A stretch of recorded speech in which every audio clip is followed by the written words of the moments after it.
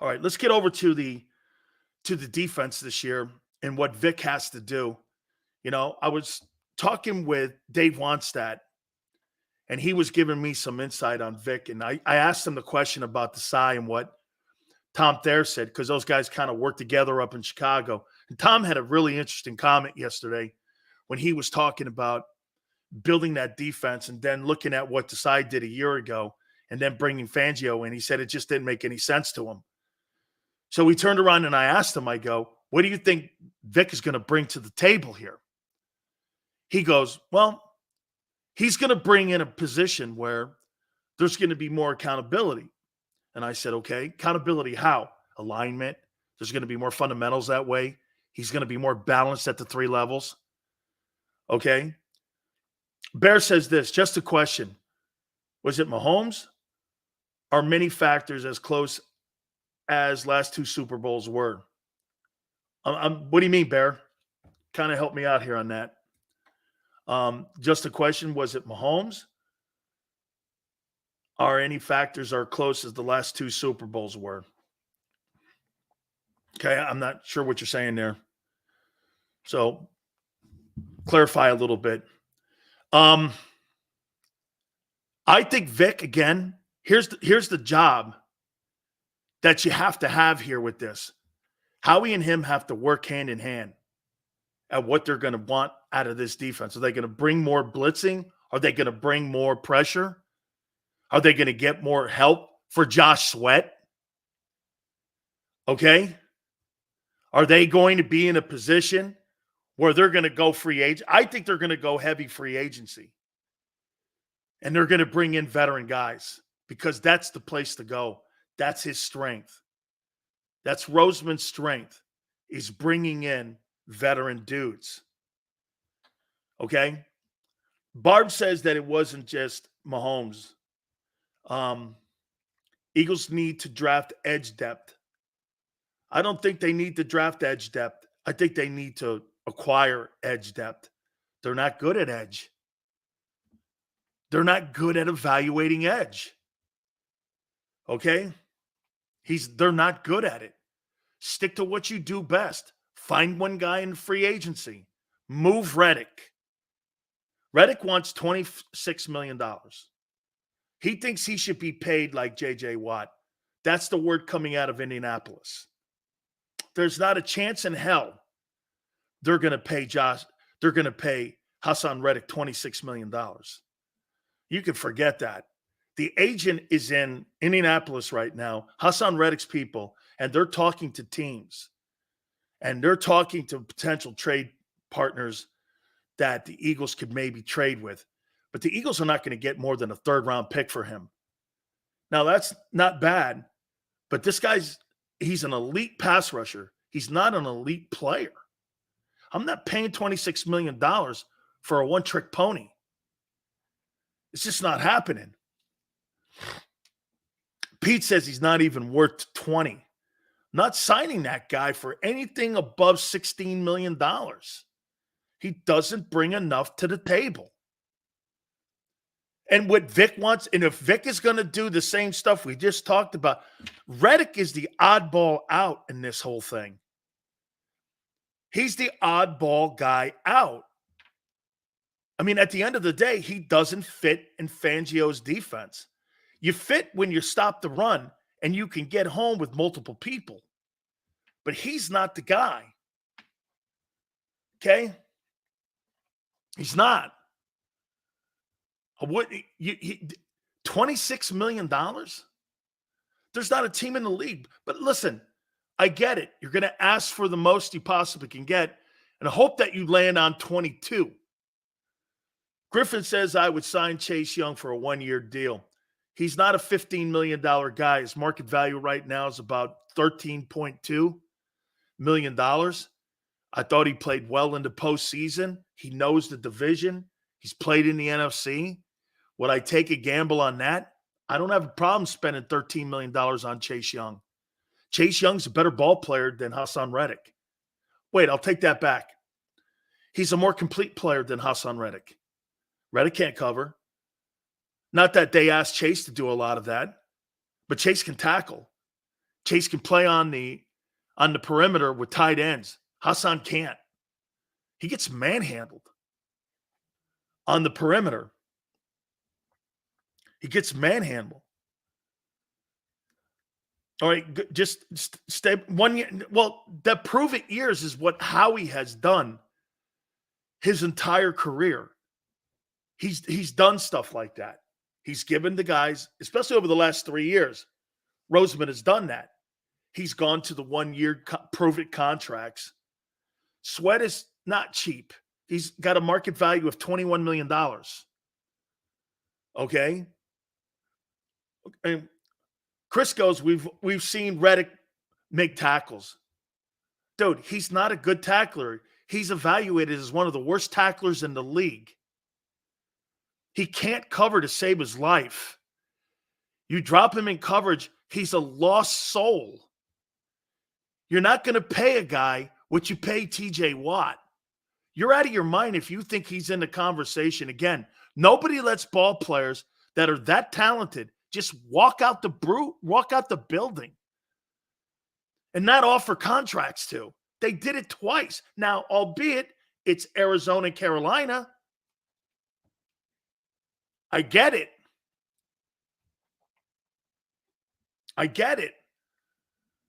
Spins like we need a DT or DE. Later rounds, okay? Later rounds, most sacks Chase Young had in a season is 7.5, and that was his rookie season.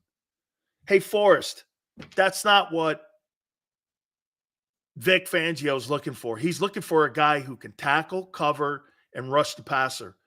Hassan Reddick can only do 2 of those 3 skill sets. That's why he's been asked to go find a job somewhere else. You guys are getting that, right? Reddick has been told to go find a job somewhere else. And some of you are going like this. That's negotiations. You don't let your best player go find a home and raise market value. And you know why he's asking for 26? He's trying to set the market for himself. That's an agent conversation.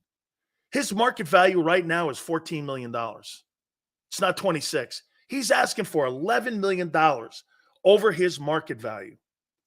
That's why people are not knocking his door down. By the way, people said that people are calling the Eagles for a trade. That's a lie. That's a lie. That's an absolute lie. Nobody in the world is calling the Philadelphia Eagles to trade Hassan Reddick at $26 million annually. And that's what the player wants. That's an agent-driven conversation. And his agent has spread that out. And even the Eagles are not dumb to know that. I think that's an absolute lie that he's got a market value. With who? Who in their right mind would pay Hassan Reddick $26 million? Barb, no. He's trying to call the Eagles bluff. That's what he's doing. He's trying to call the Eagles bluff on this. Because the cap amount went up, some of the players are going to set the market. Something Reddick is trying to do like Christian Kirk did a few years ago when the Jags overpaid for him as well. Pete, that's exactly right. His agent is putting out the $26 million number. The teams aren't going to bite on that. And so when you're saying that there's a bunch of teams, who's saying that? The agent is putting that out. Nobody, look, according to Dan Morgan and Alonzo Highsmith, that guy's got a market value of $15 million, not 26. Where did he come up with that salary? Because he sees what some of these other edge guys are getting. He thinks he belongs in that category. Because, hey, no question, he's got the sacks. But when you get him on your team, you don't know what to do with him. You just don't know what to do with him. Hassan's best ability is availability. Never missed a game. Speaks a lot. Reddick's cap hit is $21 million or so, but Eagles are only paying him 15. If I'm Hassan Reddick, you might just want to play this final season out here and put up some great numbers again, like you have, and get into the open market. Because, right, you're not going to get $26 million, dude. You're just not. You're not getting that cash. He could say all the things he wants. And by the way, you know, you're talking about the premier edge rushers like Myles Garrett. Even the guy in Buffalo, Von Miller, makes a ton. Khalil Mack makes a ton of money. All of that. And I just don't think he fits in what they're doing here with Vic Fangio. I don't think he fits in. So at the end of the day, you got to figure out, do you move off him? Do you draft a position, or do you acquire? You're gonna have to spend dough on that side of the ball if you're gonna retool that defense. You're just gonna have to spend some cash. I think Vic's got quite a job ahead of him. Okay, I do. Pete, I'm look, they got a long way to go here. This thing's like a 2-year rebuild. It's a 2-year rebuild to get back to respectability. And I would put it out here this. Your linebacker positions, dude, man. Okay? Okay? I mean, you're going to have to spend money in free agency at backers.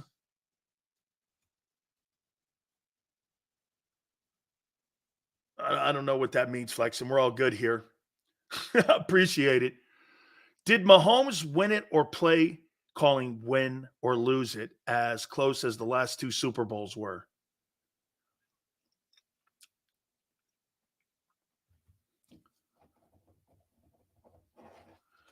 Did Andy win it? Was it Andy? Or was it Mahomes in the last 2 Super Bowls?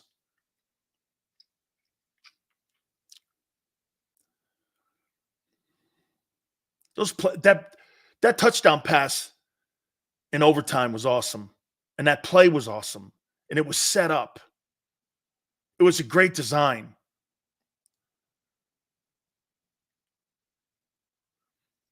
It's Mahomes. It's all Mahomes. Mahomes, when he started running, 66 yards in the second half, the way he put the football team on his back. Mahomes is more talented than Tom Brady. Will he catch what Brady did in his accomplishments will be another thing. But Mahomes is the greatest player at that position, talent-wise, the league's ever seen. There's no one better. Jimmy Johnson said that too. Nobody's a greater talent. That guy's the greatest talented quarterback I've ever seen. Nobody does it better than that guy.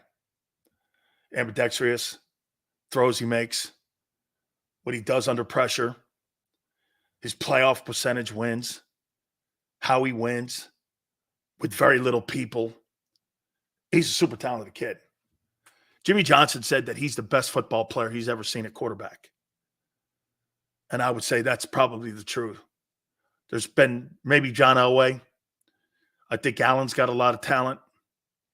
But Mahomes is probably the greatest talent that's ever played at that position. And Andy knows that.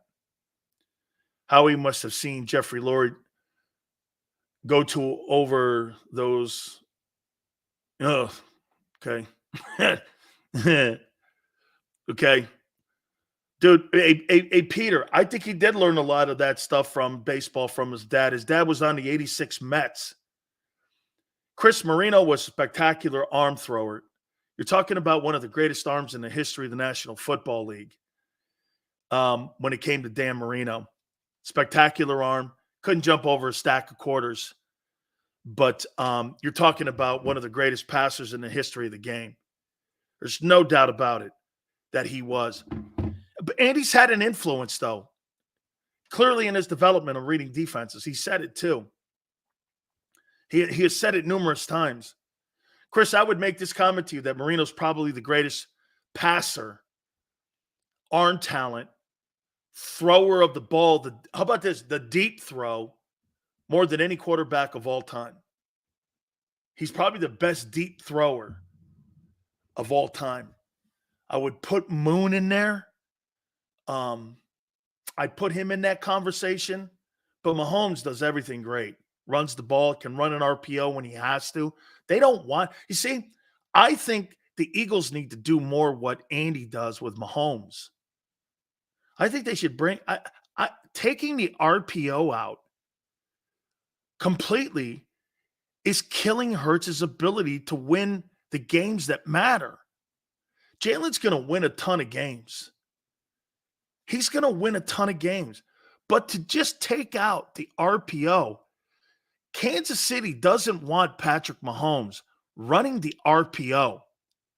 But he'll do it when he has to do it. What was the one thing that was different from the first half in the Super Bowl to the second half for Kansas City? What was the difference? I thought the 49ers did a great job defensively against Kansas City. I thought they did a great job. Thought it was a really good job that they did. Well, what was the one thing they did? That's right, Yale. They went to RPOs and designed runs. Shit they hadn't done all year. Some of the stuff they hadn't done all year, that was the difference in the ball game. That's what they need to do to Hurts. They need a play caller that's going to be a unicorn play caller. I don't want just a Kellen Moore style of offense. I want a coordinator that's going to run an RPO when I need it and not need it. That's the key in the fundamentals of that offense. I think it should be. Not, what did I write down? Kellen Moore's going to go in there and he is going to, what's the line that people are using? They're going to try to accelerate what they did in 23. That's not what I'm looking for. That's why I'm having questions again. Again, we'll talk to Joe Theismann at 5:30 on Kellen Moore if he's the right coordinator for Jalen Hurts. So we'll do that. Okay? Andy adjusted. He did. He absolutely did. Maybe they want to limit his running. Yeah. Why would you limit? Yeah, I don't want to limit anything. I want to use the thing that does it the best to get me the win. And if that means Hurts has to run 17 times in a game, the same thing that had to happen with Mahomes in the second half of the Super Bowl, so be it. Every game is going to be different. Every team is not going to have the same personnel. You know what I'm saying? Every team's not going to have the same personnel. So you're going to have to adapt. Those are the teams and those are the quarterbacks, in my opinion, that are worth the money. Afraid he'll get hurt? Shit, dude, it's the league. The reason that they took the RPO out for Jalen Hurts is because they're afraid he's going to get hurt. Well, I mean, why'd you pay him then? You're overvaluing the kid. To me, if you pay for a 2-year-old and you pay $10 million for a 2-year-old and you don't run him in the stakes races, what's the point? What's the point? To look at him? Ride him in your farm? If I'm spending money on a 2-year-old thoroughbred, I'm going to run him into 3 stakes races. Come hell or high water, I'm either going to become a trillionaire or I'm going to be a guy who wasted my $2 million. You're trying to turn $50 million into here's something to think about, guys. Here's something to think about. Patrick Mahomes is worth $75 million a year. Any team would pay that to have him as their quarterback. Like, he's like the LeBron James of quarterbacks in the league. He can go to any team and make you a playoff contender. He'll go to any team he can go to Chicago and make you a playoff contender. He can go to Carolina and make you a playoff contender. Shit, he could probably win a Super Bowl with the Bucs and Mike Evans. He's worth it when you have that. His value is worth more than he's being paid. 95% of the quarterbacks that are being paid now are not worth their value. That's why we just got through talking about Dak. Dak's not worth 60. Jalen's not worth 50. Is Lamar worth 51? I don't know. I don't know.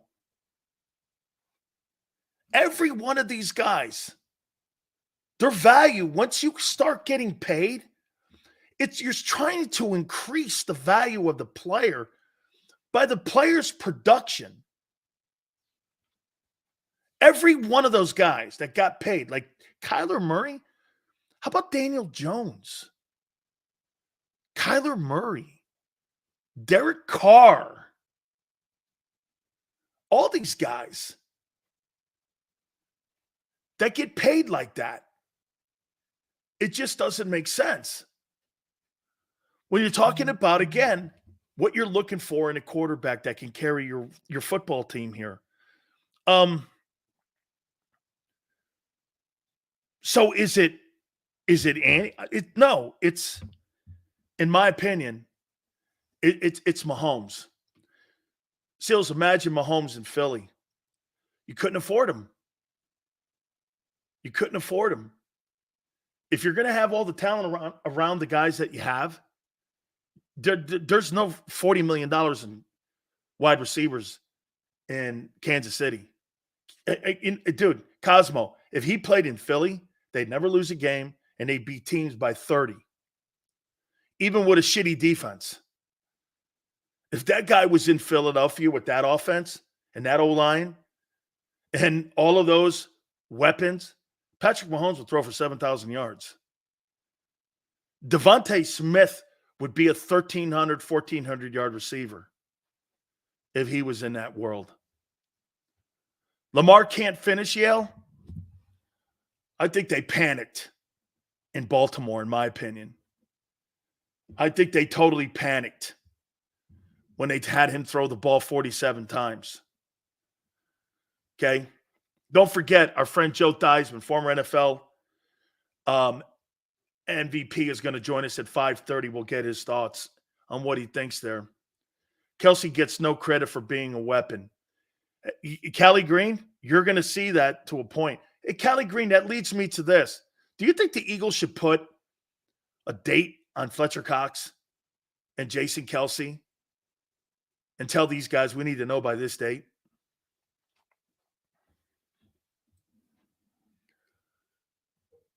You think they should put a date on that? Hey, guys, we need to know what's going on here. If we got to draft some DTs or we got to slide Juergens over and we got to draft a guard in the first round or tackle or a lineman in the first round. What do you do with those two guys? Do you tell Kelsey and Fletcher, we need to know? And I know some of you are going to go like this. Well, maybe not Kelsey. Well, shit, man, your draft's coming up. How about this? Should the players at least tell them before the April draft? I would think that you at least would want to know what the direction of your old line is going to look like before the draft. Take Kelsey back? Of course you take Kelsey back. Okay, absolutely. I think you put a date on this stuff, though. You got to find out, in my opinion, you've got to find out what these guys' plans are. Look, Fletcher Cox is going to have a market. There's going to be a bunch of teams. He's going to be like Ndamukong Suh here coming up. Okay? He's going to be like a Ndamukong Suh. There's going to be a situation where he's going to land either in Pittsburgh or Cleveland or places like that are going to give him between $7 and $10 million. And he's maybe, I get this, maybe Fletcher doesn't sign until like midway point of the season, the same way that Ndamukong Suh and Linval Joseph did a couple of years ago. Or maybe he's out there in the open market. You bring Fletcher back to Philadelphia after week 8. I don't know. But he's going to have his options on where he's going to land. He just can't come back to Philly, in my opinion, because I think you need the roster spot. Okay? I think you just need that roster spot. Rico says you need Fletcher. Well, then, dude, why'd you draft the 3, the 13th pick, and the 9th pick in the last 3 years? Eventually, you got to move off of Fletcher Cox, don't you? Don't you eventually have to start cashing in your draft picks and not having to pay the big money for Fletcher? $10 million for a 34-year-old DT? That's quite a bit of money, especially when you're looking for your other 2 guys to be the starters. If Jordan Davis and Jalen Carter are not your starters going into 2024, you got a problem in your drafting again. And I think they do well at drafting tackles. They'll draft another DT high. Maybe second pick, the second round pick, maybe. Fletcher would be a good rotation guy at the right price, right, Chris? Like, Chris, pay him 5 with the ability to make 8. He might bite on that. Look, personally, I don't think Fletcher wants to go anywhere. I think he wants to hang it up in Philly. But if I can make $10 million somewhere else and give me another chance to win a Super Bowl and maybe go to a place like Kansas City. Hey, let me ask you guys this. I don't know this for a fact. Was Fletcher in the building when Andy Reid's last year?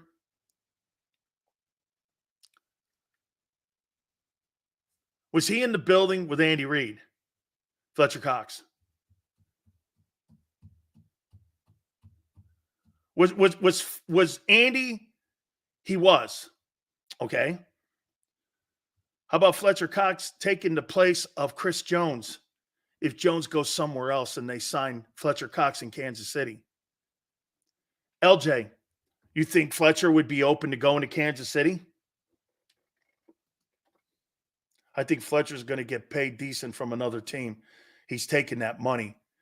That's what Xander says. So what if Kansas City gives them instead? See, look, if you don't have to pay a guy $30 million and you play Fletcher Cox $10 million in Kansas City, could you see Fletcher Cox playing football in Kansas City with Andy Reid? If Chris Jones moves on and they don't retain him and they move him, or how about this? He goes to Kansas City anyway, and you have Chris Jones and Fletcher Cox playing in Kansas City. Could you see Cleveland with Jim Schwartz or Andy in Kansas City or Pittsburgh because it's close to home and it's Tomlin? I think those 3 locations are for him. I think Andy Reid would love to have Fletcher Cox. Fletcher's still productive. Okay, Callie, you agree? Fletcher's still productive.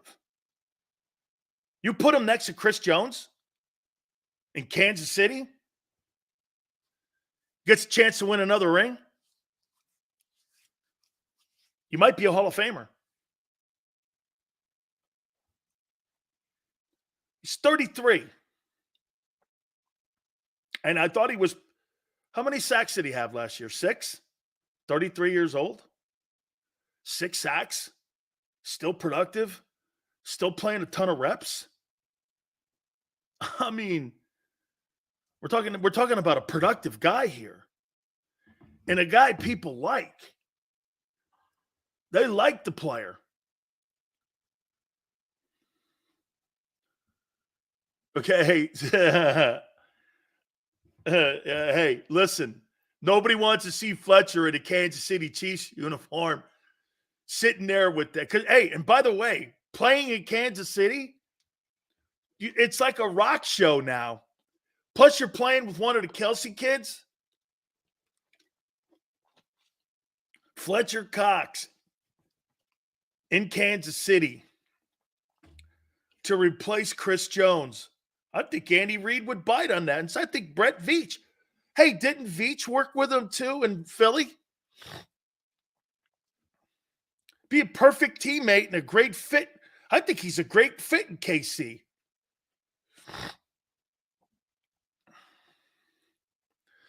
Fletcher's talking a little crap on Hurts too and his leadership. Dude, who doesn't want to play with Patrick Mahomes. Flexing, I don't want to get rid of Fletch. It's just the price tag's too big. That's my opinion. Just the price tag's a little bit too big. Cox was Casey's likely moving on from Snead too. That's not what I heard. I heard they're giving him the tag. I heard they're putting the franchise tag on that guy. Fletcher's the guy. He's 29 years old, and he's commanding $32 million. They put the tag on him, it's 32. Dude, that's a big franchise tag for a 29-year-old defensive tackle, and he is great. He is the best interior tackle right now. Milton Williams has one more year left on his contract, from what I understand. Yeah. Where does Howie spend his money? Like that, Yale. Howie spend the money.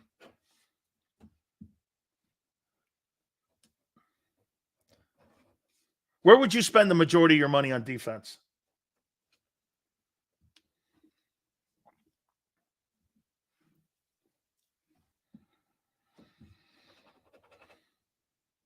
I'd spend the majority of my money at linebacker. Because Fangio, that's his centerpieces. His centerpieces are linebackers, and you have none. You need linebackers. Okay? You need linebackers. And by the way, please, folks, Patrick Queen is a non-starter. Howie's not spending $20 million for that guy per year. They're not deviating off that. I'll tell you what, that would be one of the most course-changing things in my time covering the Eagles if they go and spend $20 million on Patrick Queen. It's totally what Roland says. It's a pipe dream.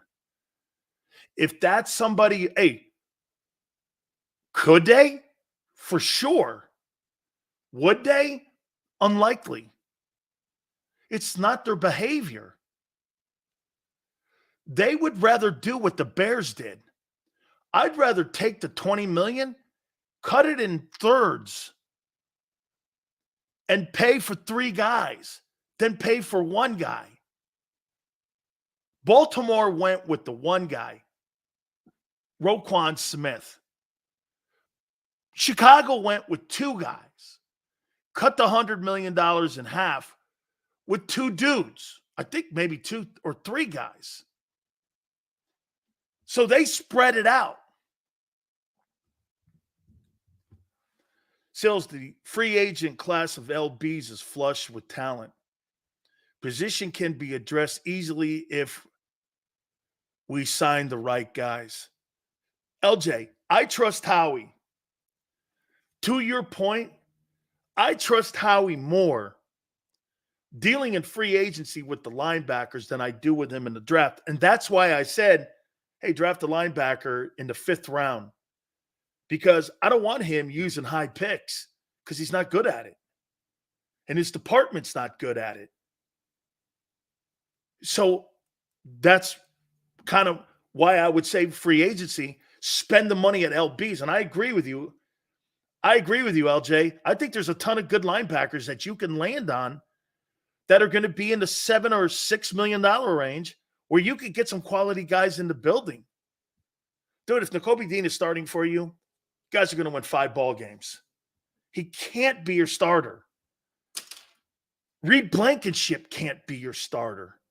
And by the way, if you improve your linebackers, here, let's do this. If you improve your linebacker play and you improve your safety play, is there a chance your corners are going to be better? Yale, think about this for a second. When you had TJ Edwards, who had 159 tackles, and you had Kaiser White at 117,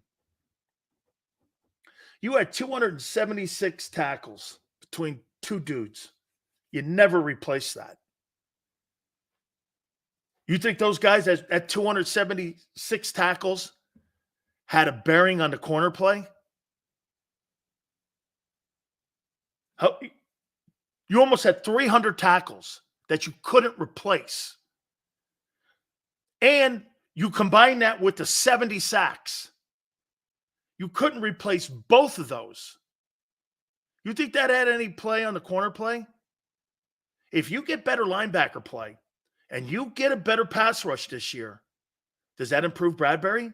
That's why Howie, it has nothing to do with devaluing a guy if you're going to trade him. It's the $18 million signing bonus you gave him that you have to justify that to your boss if you cut him or if you trade him, and the cap hit. That's why it has nothing to do. Howie said, Howie's opinion, we're going to improve our linebackers again. We're going to get a better pass rush, and our corners are going to play better because of it. He's not fundamentally wrong. He's not fundamentally wrong here. Okay? He's not. Bradbury might be able to turn this thing around if you have better linebacker play. Dude, if two levels in front, what was the biggest issue that the defense had this year? They couldn't stop teams on first and third down. Teams just stopped running the ball. They were throwing the ball on first. You were down at the bottom of the league on first down throws and third down throws for first downs. You couldn't stop anybody. And by the end of the year, after your defense couldn't stop the run, it was a train wreck. How could corners play well on that? You can't. There's no way. Right. Yale's calling it back tackling. I'm calling it chasing. You're constantly behind the sticks and you're constantly chasing. You're behind the play. How does Howie overcorrect Callie Green? What LJ said, okay, there's a lot of good-looking linebackers that are in the draft. Okay, there's a lot of good linebackers. You don't have to go for the top, highest-priced guy. Kansas City has some solid linebackers in Kansas City. You don't have elite dudes there. You know, Kansas City's defense has two elite ball players on it. The kid McDuffie and Chris Jones and Snead. The rest of them are really good ball players. They're really good players. I would take a whole unit of really good players. I don't have to have the elite guys in the league to win a Super Bowl, especially with my offense with the kind of talent that you have on it. Rico, that two-gap and shit, that Matt Patricia, man, I don't know. Matt Patricia is a horrible coach, and he is an overrated position coach. The one thing that was exposed with Matt Patricia, he went for a joyride in New England, and when somebody shows me 3 Super Bowl rings on that guy's resume, he went for a joyride. He is not a good coach. There is no way that guy is a good position coach or a head coach. And if his boy's not coaching, Bill Belichick, that guy should never coach again. He's got a poor bedside manner, and that Eagle team exposed him. They didn't want to play for him. He sucked. The two-gapping, they went to a 34 look, two-gapping the two tackles who weren't two-gappers. You didn't have linebackers that could play in a 34. That guy was a train wreck. He went for a joy. Those 3 Super Bowl rings, he should send Bill Belichick. Honestly, he should send Belichick a paycheck every year for him winning those 3 because he didn't deserve them. That guy was a bus rider. He didn't drive the bus. You know how there's certain people that drive the bus? That guy was a passenger on the bus. He had no impact. He got exposed. Like, I thought Matt Patricia, and I did. I thought Patricia was going to bring some specialty to the Eagles. And I thought actually at the beginning, I said, hey, man, you know, sometimes what? Let me show you another example of this. So do you guys know where Brandon Staley was before he got the Charger job? Do you guys know where he was before he got that job? You guys have any idea where Brandon Staley was before he got the?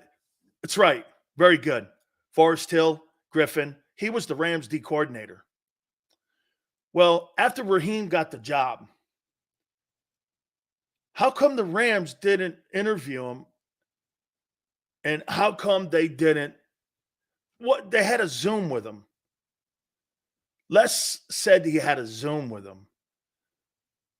How come they passed on him if he was so good of a coordinator in Los Angeles? They passed on him and went with Shula. Why did they pass on him?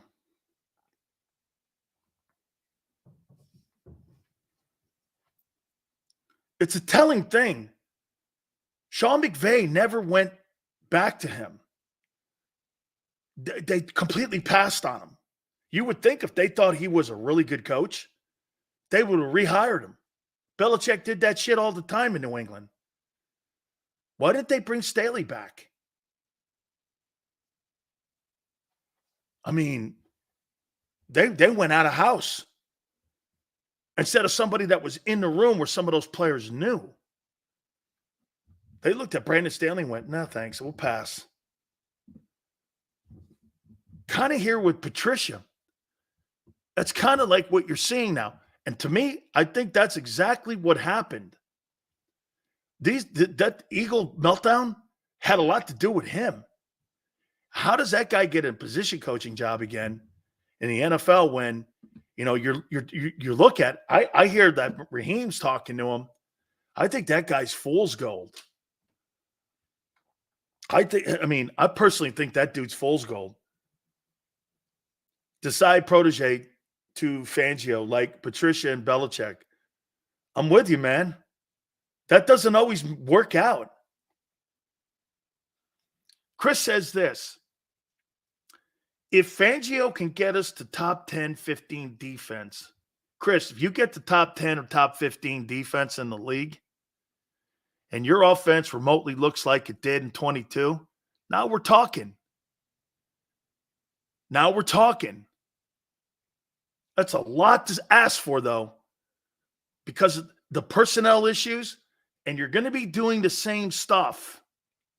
You're going to have to, hey, remember what Dave Wannstedt said about Vic Fangio? The system's not going to fail. It's going to be the players. This is going to be more so up to Howie. Does, like LJ said, do they go out in the market and do they spend the money to be able to bring those kids in and those guys in at the right positions? You know, somebody asked earlier, where would you spend the money, Sills? Where would I spend the money? Spend the money at linebacker, safety, edge, places like that. I spend some decent dough too.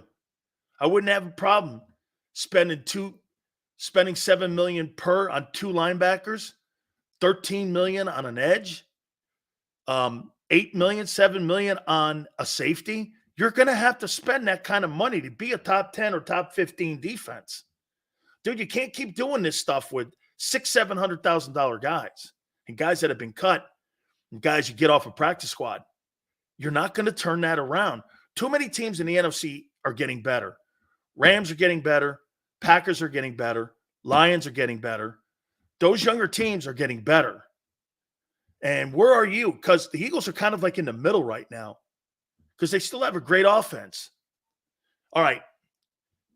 Joe Theismann's going to join us at 5:30, and we're going to get his thoughts, and we'll get his opinion on what's going on with Josh Harris, also the brand new owner of the Washington Commanders. That's at the bottom of the hour. Hit the like button. Keep it here, National Football Show.